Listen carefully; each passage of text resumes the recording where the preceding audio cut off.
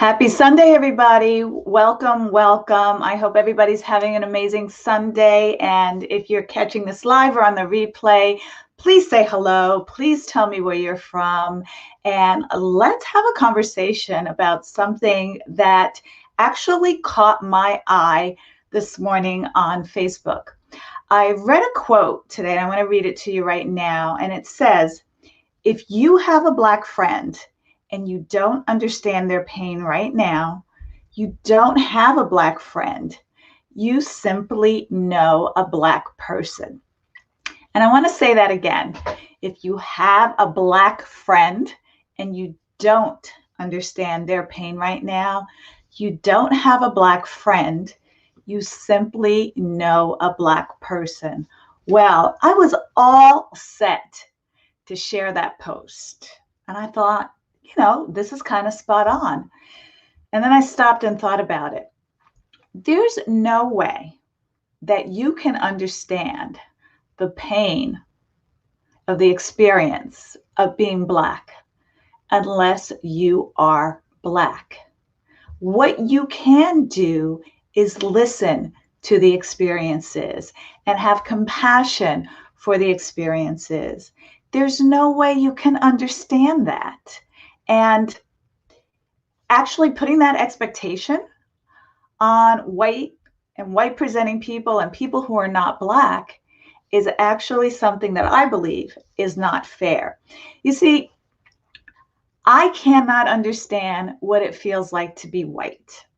I've never been white and never will be white, actually.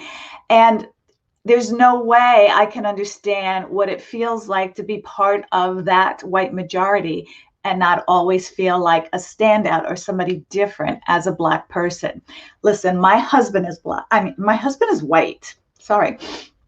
He's European, he's white, he's German, and he doesn't understand the pain that I feel. He doesn't understand why when I witnessed the murder of George Floyd, I was crying hysterically. He's trying to understand. He wants to know, but he's holding space for me to process my pain and my feelings. But there's no way he can know what that feels like because he's never lived a Black experience. Never, ever. And so there are some quotes going around on the internet that on the face of it sound like, whoa, this is great, this is profound. But I want to invite you to actually break it down and see what that really means. And not to just post and repost and reshare things blindly, because I was about to do that. And then I thought about it and I was like, I can't accuse my husband of not having a Black friend, a really good Black friend, because as his wife, I consider myself his best friend. And I know he considers me that too, and vice versa. But there's no way we can have a deep understanding of that experience. Just like I don't know what it feels like to be a man. Never been a man, never had to pee like a man, never anything like a man. But I can understand some of the pressures that men might be feeling when it comes to sharing their feelings, sharing their emotions, and being vulnerable. Because as a relationship coach, I know that style of relationship or how you relate, of avoiding and evading your emotions. And I coach people into that. So I can understand, with my clients, the majority of men that I coach tend to have that evader type of relationship style because they grew up probably hearing things like big boys don't cry, be a man, toughen up, and things like that. I, on the other hand, did not grow up that way. So I'll never really deeply understand that experience. So I think it's unfair. And I would love to hear what you think about putting pressure on someone to understand someone else's experience. I will never understand what it feels like to be raped. I will never understand what it feels like to be a lot of things in this world, but I can believe when somebody tells me that they've been violated. I can have compassion and some type of sympathy for the pain and what they're going through without having that accusation that, and I really didn't like hearing this. It means you don't have a Black friend if you don't understand their pain. Let me tell you something. A lot of that lack of understanding falls on the shoulders of your Black friends, of the Black people you know. And I'll tell you why.